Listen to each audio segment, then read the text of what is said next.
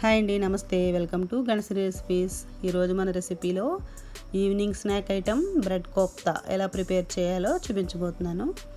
ఇది చాలా టేస్టీగా ఉంటుంది. ఇది ఎలా తయారు చేయాలో ఇప్పుడు చూసేద్దాం.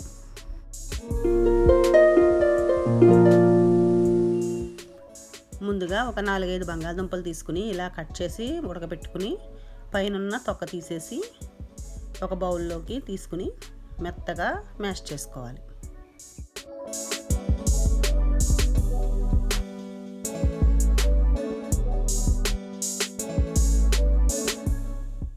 ఇందులోకి సన్నగా కట్ చేసిన ఉల్లిపాయ ముక్కలు వేసుకోవాలి, 1 కప్పు. అలాగే ఒక 5-6 పచ్చిమిర్చి ముక్కలు, కొద్దిగా కొత్తిమీర తురుము కూడా వేసుకోవాలి. 1 టేబుల్ స్పూను అల్లం వెల్లుల్లి పేస్టు, కొద్దిగా పసుపు, అలాగే 1 టేబుల్ స్పూను ఎర్రకారం వేసుకోవాలి. అర స్పూను గరం మసాలా పొడి కూడా వేసుకోవాలి. రుచికి సరిపడా సాల్ట్ వేసుకోవాలి. ఇవన్నీ అంతా బాగా కలుపుకోవాలి.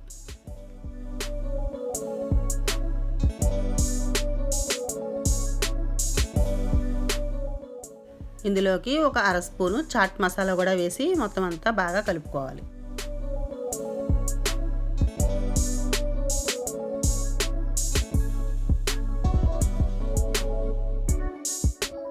నేను చూపిస్తున్న విధంగా ఉండలుగా ప్రిపేర్ చేసుకుని ఒక ప్లేట్లోకి పెట్టుకోవాలి.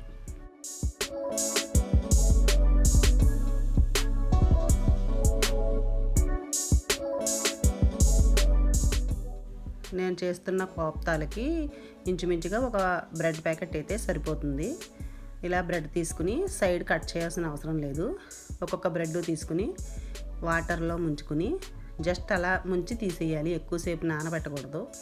తీసేసి ఇలా వాటర్ అంతా రిమూవ్ చేసుకున్నాక ఇలా నేను చూపిస్తున్న విధంగా ఈ బాల్స్ని ఇలా బ్రెడ్ మధ్యలో పెట్టి నేను చూపిస్తున్న విధంగా క్లోజ్ చేసుకోవాలి. బయటికి రాకుండా క్లోజ్ చేసుకోవాలి. ఇలాగ అన్నీ ప్రిపేర్ చేసుకోవాలి.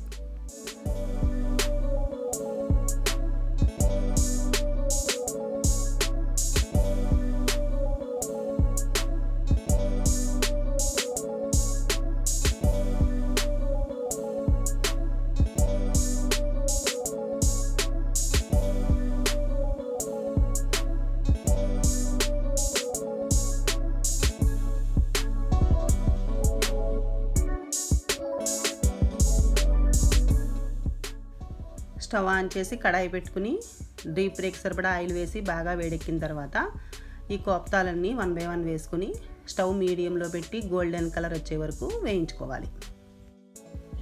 ఇలా వేసిన వెంటనే కదపకూడదు. కొంచెం సేపు వేగిన తర్వాత అప్పుడు కదుపుకోవాలి.